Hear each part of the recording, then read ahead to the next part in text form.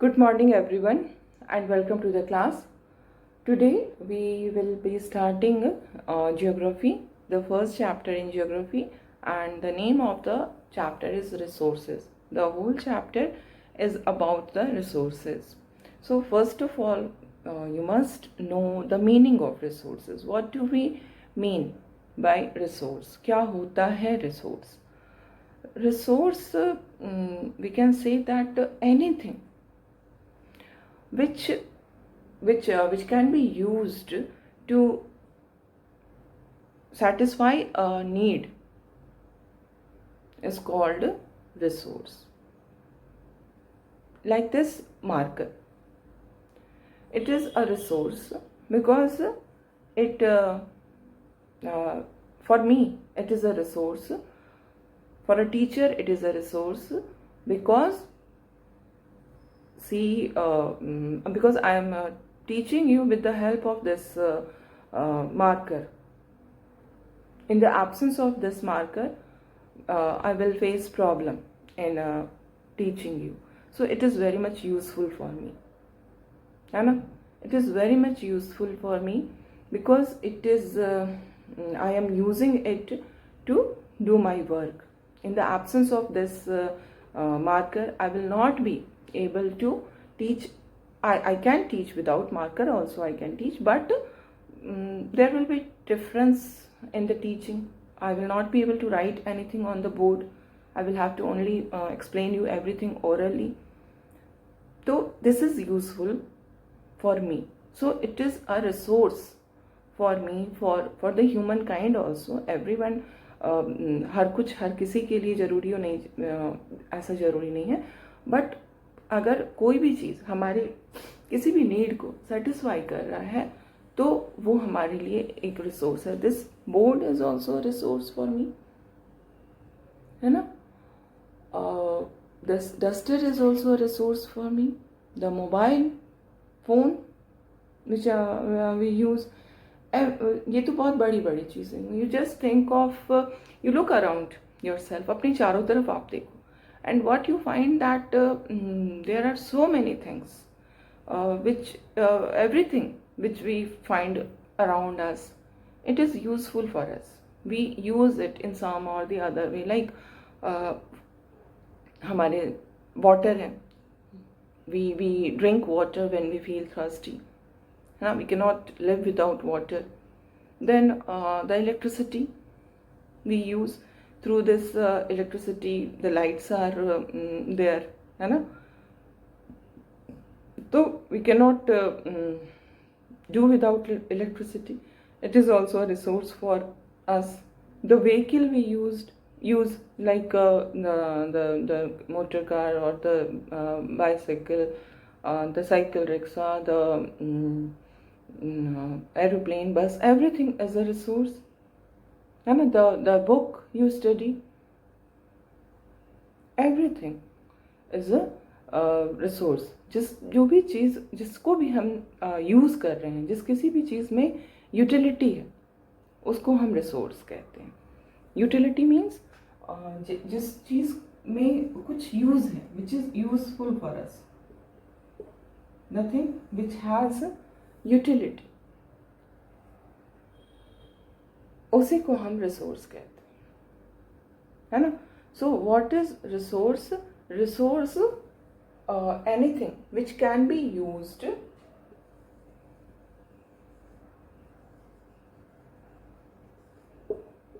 anything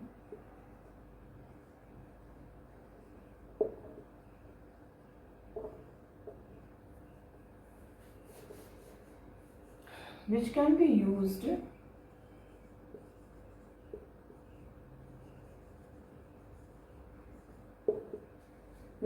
used to satisfy the a need is a resource. Which can be used to satisfy a need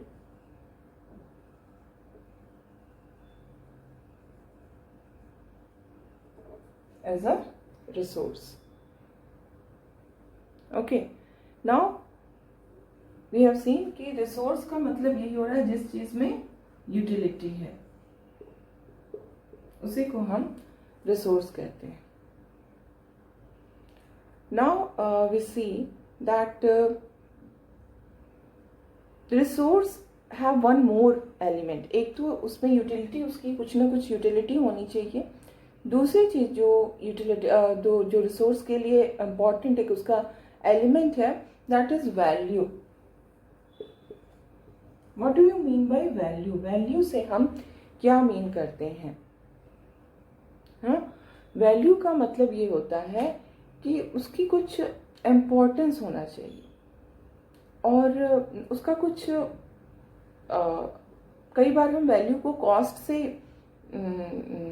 synonym कर देते हैं. Value का मतलब cost. No, value का मतलब cost नहीं होता है एवरी टाइम. जब हम सपोज अपने किसी टूरिस्ट प्लेस में जाते हैं और हमारे चारों तरफ का जो हिल स्टेशन, सपोज हमारे चारों तरफ का जो एटमॉस्फेयर है, जो एनवायरनमेंट है, ऊंचे ऊंचे पहाड़ हैं, ग्रीनरी है, बहुत ही खूबसूरत जिसको हम कहें सीनरी जो है, हमारे चारों तरफ जो लैंडस्केप है वो बहुत ही ब्यूटीफुल लैंडस्केप है. तो that landscape is also a resource. It does not have any economic value. उसकी कोई प्राइस नहीं होती है, but it is satisfying our aesthetic need. जो हमारे स्पिरिचुअल नीड्स होते हैं, एस्थेटिक नीड्स होते हैं, उसको वो फुलफिल कर रहे हैं. तो वो भी हमारे लिए रिसोर्स है. तो वैल्यू का मतलब हमेशा कॉस्ट नहीं होता है. दो वैल्यू मोस्टली हम रिसोर्सेज में देखते हैं कि उनके साथ कॉस्ट एसोसिएटेड होता है. लाइक ये मार्कर ही हमने देखा, this marker has some cost, I have purchased it by paying some money, है ना, सम अमाउंट ऑफ मनी. तो रिसोर्स के लिए वैल्यू का होना भी जरूरी है, बट ये वैल्यू हमेशा इकोनॉमिक वैल्यू हो ये जरूरी नहीं है. That can be emotional value, that can be aesthetic value. Okay.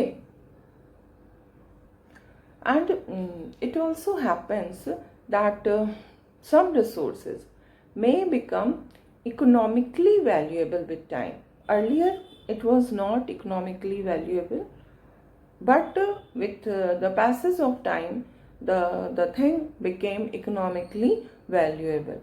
You can understand it by an example like your grandmother's home remedies for like anything, stomach ache, some home remedy is done by your grandmother. Okay, and that home remedy was very effective.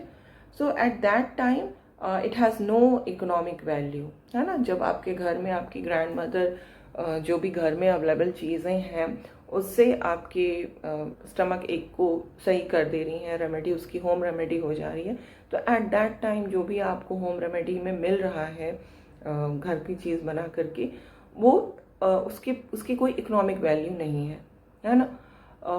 अब क्या होता है कि धीरे धीरे अगर समय के साथ साथ ये हुआ कि वो काफ़ी इफ़ेक्टिव रहा दवा, उसको आपने पेटेंट करा लिया, है ना. उसको पेटेंट करा लिया, मतलब उसको कोई और, उस रेसिपी को no one else can use, that recipe will be used only by you. Patent का मतलब ये हुआ आपने पेटेंट करा लिया और उसके बाद वो मेडिकल स्टोर्स में मिलने लगा. तो क्या हुआ, जो इकोनॉमिक वैल्यू जिस होम रेमेडी की नहीं थी, now it will become economically valuable with the time, है ना. पहले नहीं था, बट बाद में उसको जब हमने पेटेंट करा लिया और वो मेडिकल स्टोर्स में जब वो सेल होने लगी तो वो हमारे लिए इकोनॉमिकली वैल्यूएबल हो गई. तो इस तरह से ये जो इकोनॉमिक वैल्यू की हम बात कर रहे हैं वो ज़रूरी नहीं है कि हो, शुरू से हो, with the time it can come, है ना. और यहाँ पर हम दो फैक्टर्स के बारे में देखेंगे कि कैसे कोई भी जो सब्सटेंस होता है वो रिसोर्स में बदल जाता है with the help of technology and with time. These are the two we can say factors which changes substances into resources. Substance अगर कोई है तो वो रिसोर्स हो जरूरी नहीं है. हर सब्सटेंस हमारे लिए यूजफुल हो ये जरूरी नहीं है, बट कई बार जो सब्सटेंस आज हमारे लिए यूजेबल कंडीशन में नहीं है, with the passage of time it may come in usable form, or with the help of technology it may be useful, it may become useful for us, है ना. टेक्नोलॉजी के in the absence of technology the thing is not usable for us, but technology के help से वो चीज़ हमारे लिए useful बन सकती है ना. तो यहाँ पर हम यही समझेंगे कि ये दो फैक्टर्स हैं, टाइम एंड टेक्नोलॉजी. अभी हम इसको टेक्नोलॉजी को जैसे विंड है, ठीक है. विंड जो है वो अगर आज से बहुत साल, हजारों साल पहले की बात देखें तो विंड जो थी उससे कोई भी ऐसा रिसोर्स, वैल्यूएबल रिसोर्स नहीं था वो, ठीक है. लेकिन जब धीरे धीरे ये समझ में आने लगा कि ये जो विंड है इससे हम पावर जनरेट कर सकते हैं, विंड मिल के थ्रू पावर जनरेट कर सकते हैं, तो क्या हुआ कि जो विंड था वो हमारे लिए एक बहुत ही इम्पॉर्टेंट रिसोर्स बन गया, because now this wind is used for generating power, and power is very much important for us, very much useful for us. तो this is time and technology. कैसे पहले टाइम, जब पहले का समय था तो वो हमारे लिए यूजफुल नहीं था, बट टाइम के साथ साथ और साथ ही साथ टेक्नोलॉजी भी डेवलप हुई, जिससे ये समझ में आया कि wind can be used to produce energy, and in this way wind become a valuable resource for us. So technology और टाइम जो है वो किसी भी सब्सटेंस को बना सकते हैं resource. In the similar way, when electricity was started to be generated from water, that is called hydroelectricity, then what happened that जो fast flowing water होता है वो क्या बन गया, वो हमारे लिए रिसोर्स बन गया. पहले वो रिसोर्स नहीं था, बट जब ये टेक्नोलॉजी आई कि we can generate electricity from fast flowing water, then this water became a very important resource for us. So this is the role of technology and time. They play in converting any substance into resource. ठीक है. जो आज substance हमारे लिए usable नहीं है, जिसकी कोई यूटिलिटी नहीं है, जिसकी कोई वैल्यू नहीं है, वो समय के साथ साथ, टेक्नोलॉजी के साथ साथ वो हमारे लिए वैल्यूएबल एंड यूजफुल हो सकता है, और इस तरह से वो रिसोर्स में बदल सकता है. Okay.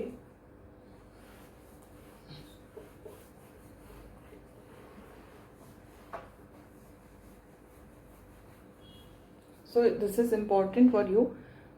You must remember these two factors, time and technology.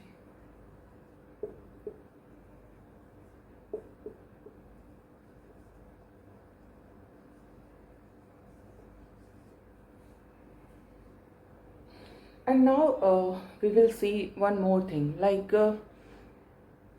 people. People themselves are the most important resource. How people are resource? People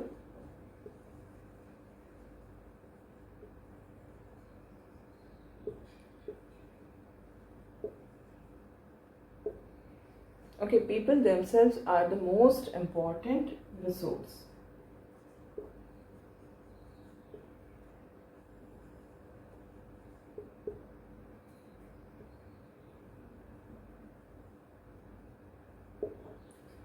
अभी हमने देखा कि जो चीज़ें हमारे ह्यूमन नीड्स को सेटिस्फाई करती हैं उनको हम रिसोर्स कहते हैं. And now we are seeing कि people themselves are the most important resource. How? This is we can say technology. Technology जो है वो कैसे आई? Technology is the creation of human being, है ना. इंसान ने टेक्नोलॉजी को क्रिएट किया, अपने लिए किया, but who is the creator of this technology? जो भी नॉलेज और स्किल हमारा है उसको यूज़ करना, दिस इज़ टेक्नोलॉजी, है ना। एप्लीकेबल फॉर्म में जब हम किसी चीज़ को लाते हैं, किसी अपने नॉलेज और स्किल को जब हम अप्लाई करते हैं, तो दैट इज़ टेक्नोलॉजी। तो ये टेक्नोलॉजी का सोर्स कौन है? इंसान का नॉलेज, उसकी विजडम, उसका स्किल, है ना। तो ये जो हम देख रहे हैं कि जो इंसान के आइडियाज़ हैं, उसके नॉलेज हैं, उसने जो इन्वेंशंस किए हैं, जो डिस्कवरीज किए हैं, इसकी वजह से बहुत सारे रिसोर्सेज पैदा हुए, है ना। तो रूट में कौन है? पीपल।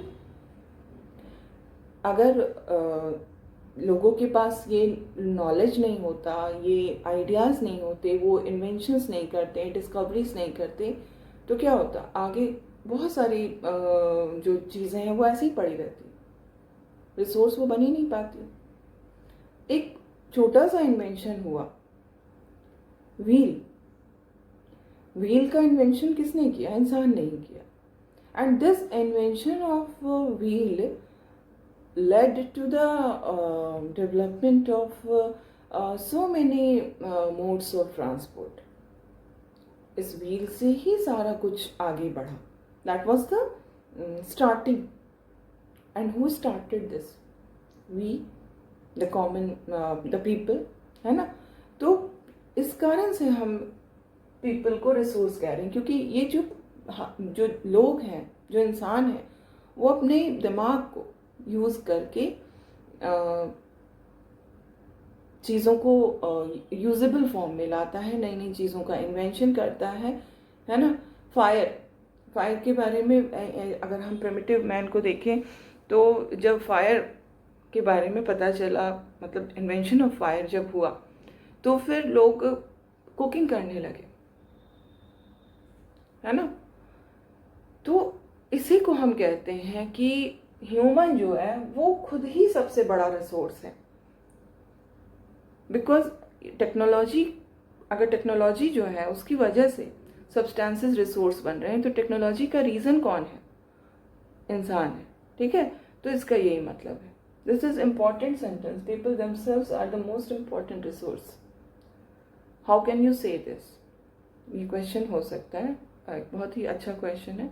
तो इसमें आपको यही लिखना होगा कि जो लोग हैं उनके ideas, wisdom, knowledge, invention, discoveries, ये सब कुछ जो है वो that lead to creation of more resources, and in this way people become themselves the most important resource, and you can give the examples also. Okay, so जो हम कह सकते हैं कि हर कुछ रिसोर्स है. आज वो नहीं हमें रिसोर्स लग रहा है, टेक्नोलॉजी और टाइम के साथ साथ वो हमारे लिए रिसोर्स बन जाएगा, है ना. So in this regard, we have done up to this, and what I told you, what is important up to this, that anything which can satisfy the need of human being is resource. In resource there are two main component, utility and value. Value is not always economic value or commercial value. There are many things which have no economic value, still they are very much important for us, है ना. Like हमने landscape की बात की, जो affection हमें अपने parents से मिलता है, फ्रेंड्स से मिलता है, that affection is also satisfying our needs.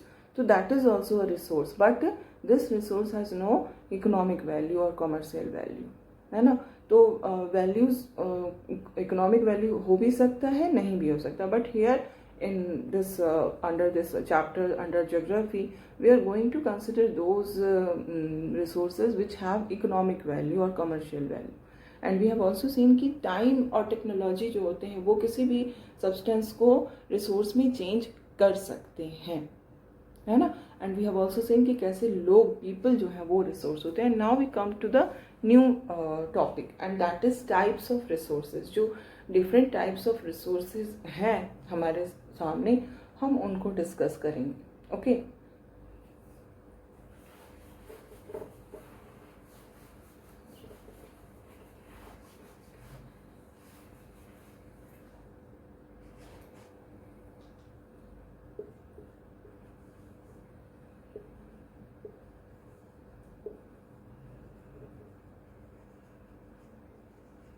What are the different types of resources. Broadly, we can classify the resources into natural resources, human made resources and human resources. Actually अगर देखा जाए तो natural resources में ही human resources भी आ जाते हैं, है ना. तो ब्रॉडली हम इसको दो पार्ट्स में बांटेंगे. Okay,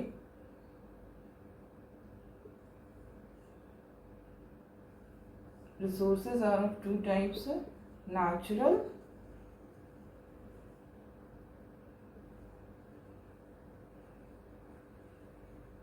and the second is human made resources.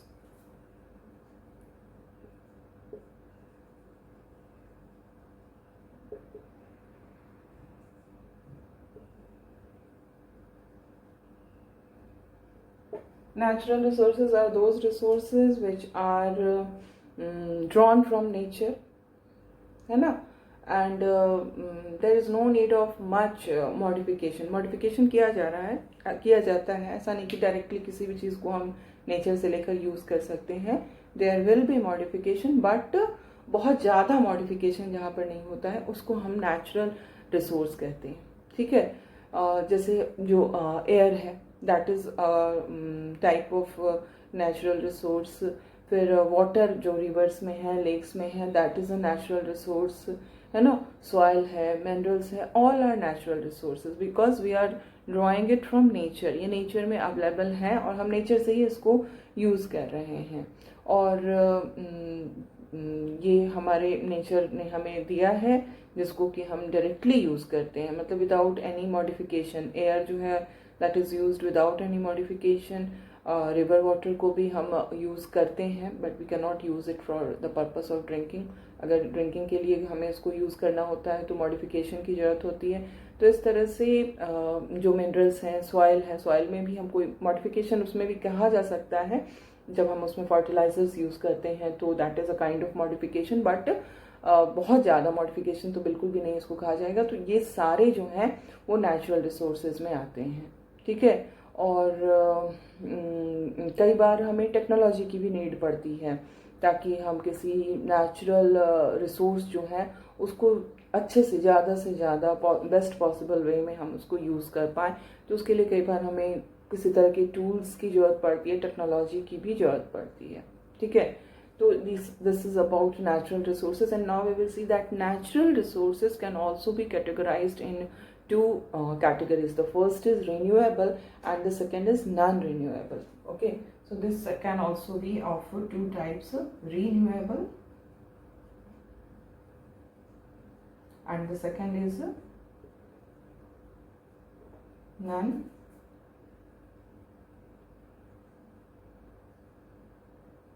Okay, renewable क्या हुआ? जिसको कि रिन्यू किया जा सकता है. टर्म से you just try to understand each and every word by analysing the term itself.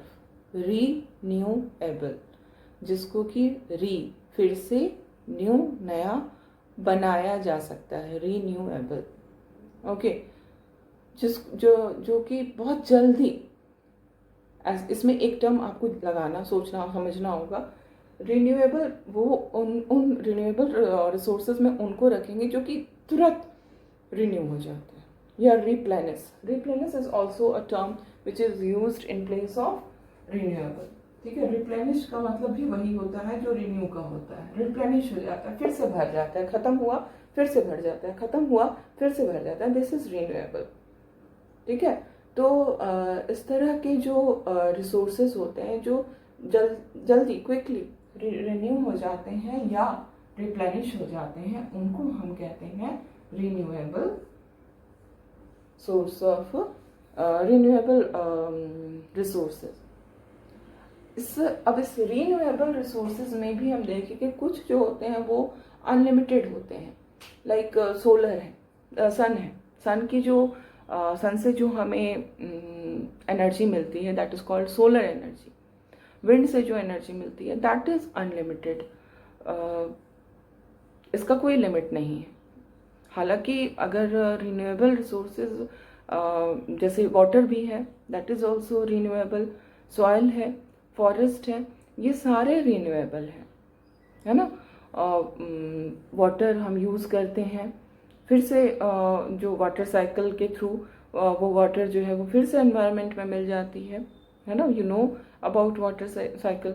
Water cycle हर समय चलता रहता है, और ये कहा है, ये दिस इज़ अ फैक्ट कि वाटर का जो अमाउंट है उसमें कोई चेंज नहीं आता है, क्योंकि वाटर साइकिल के थ्रू केवल वाटर के फॉर्म्स बदलते हैं, उसके वॉल्यूम में कोई चेंज नहीं आता है, जितना था उतना ही रहता है। लेकिन ये जो रीन्यूएबल रिसोर्सेज की हम बात कर रहे हैं, जो कि अपने आप फिर से बनते जाते हैं, फिर से बनते जाते हैं, इनको भी अगर हम केयरलेसली यूज़ करें तो क्या होगा? तो ये होगा कि उनकी क्वालिटी ख़राब हो जाएगी। लाइक आज हम वाटर जो है, पॉल्यूटेड वाटर, पॉल्यूटेड एयर, इनसे प्रॉब्लम है। न सिर्फ वाटर में, अगर हम देखें तो स्कैर्सिटी ऑफ वाटर भी है, बहुत ज़्यादा कमी हो चुकी है वाटर की, बिकॉज इसके पीछे बहुत सारे रीज़न है, अभी हमें उसमें जाने की जरूरत नहीं है, दैट इज़ अनदर चैप्टर। तो यहाँ पर आपको ये समझना है कि रिन्यूएबल का मतलब ये हो रहा है जो कि फिर से बन जा रहा है जल्दी, ठीक है। लेकिन इस रिन्यूएबल में भी मतलब अनलिमिटेड होते हैं, जैसे सन की जो एनर्जी है, विंड से जो एनर्जी मिल रही है, that is unlimited, soil, water, forest, all these are unlimited, but if we use it carelessly, then it will not be it cannot be in the same form, है ना। अगर हम इसको बहुत ज़्यादा गलत तरीके से यूज़ करें तो उसका जो स्टॉक है, आज के समय में ये प्रॉब्लम्स जो हैं वो हमारी आ गई हैं, एनवायरमेंटल प्रॉब्लम्स जो है वो स्टार्ट हो चुके हैं बहुत दिनों से ही, है ना। तो इस तरह से ये रिन्यूएबल हुआ, और नॉन रिन्यूएबल जो होते हैं वो रिसोर्सेज होते हैं जिनका एक लिमिटेड स्टॉक होता है, और जब वो स्टॉक यूज़ हो गया तो वो तुरंत नहीं बनता है, हजारों साल लगते हैं तब जाके वो बनता है, ठीक है। तो इसलिए इनको नॉन रिन्यूएबल कहते हैं। ऐसा नहीं कि ये बनते ही नहीं, बनते हैं, but it takes thousands of year, ठीक है। उसको बनने में हजारों साल लग जाते हैं, तब जाकर के वो रिप्लेनिश होता है। तो इस तरह के रिप्लेनिश मतलब जिस रेट से हम यूज़ कर रहे हैं उससे बहुत ही स्लो रेट से वो रिप्लेनिश होता है, इसलिए बहुत ज़्यादा स्लो रेट से जो रेशियो है यूज़ करने का और रिप्लेनिश होने का, वो बहुत ज़्यादा उसमें डिफरेंस है। इस वजह से इसको हम नॉन रिन्यूएबल कह रहे हैं, है ना। तो नॉन रिन्यूएबल जो रिसोर्सेज हैं वो लिमिटेड होते हैं, और अगर उनका हम बहुत ही गलत तरीके से यूज़ करेंगे तो फिर वो पूरी तरह से ख़त्म हो जाएंगे, और वो हो रहा है। We are facing these problems. और नॉन रिन्यूएबल में आपका क्या एग्जांपल है? जैसे पेट्रोलियम है, नेचुरल गैस है, कोल है, all these are examples of non renewable resources. Okay, now we will see कि ये जो नेचुरल रिसोर्सेज पे ही अभी हम लोग हमारा इसको ही हम लोग कंसिडर करेंगे। नेचुरल रिसोर्सेज का जो डिस्ट्रीब्यूशन है वो पूरी वर्ल्ड में बहुत ही डिफरेंट है। ऐसा नहीं कि हर जगह वो एक जैसा मिलता है, ठीक है। वो उसके लिए बहुत सारे फैक्टर्स होते हैं which are responsible for this distribution of natural resources. Like climate है, जैसी मौसम होगी उसके अकॉर्डिंगली जो है वो नेचुरल रिसोर्सेज का डिस्ट्रीब्यूशन होगा। देन एल्टीट्यूड, ऊंचाई, जो सी लेवल है उससे जो हाइट है उस पर डिपेंड करता है। टेरेन पर डिपेंड करता है किस तरह का टेरेन है। तो ये सारे जो डिस्ट्रीब्यूशन फैक्टर्स हैं वो रिसोर्सेज के डिस्ट्रीब्यूशन को अफेक्ट करते हैं, और because all these factors are differ, है ना, they differ from one place to another place, and that is why the distribution of resources is also unequal, ठीक है। और इसी अनइक्वल रिसोर्स के कारण कोई, जैसे किसी कंट्री में रिसोर्सेज, नेचुरल रिसोर्सेज बहुत ज़्यादा होते हैं, किसी में बहुत कम होते हैं। तो इस तरह से इसका अनइक्वल डिस्ट्रीब्यूशन जो है वो हम देखते हैं पूरी दुनिया में है। So this is all for today, and we will continue this chapter in the next class. And in the next class we will discuss different topics like conserving resources, then human made resources. All these will be discussed in the next class.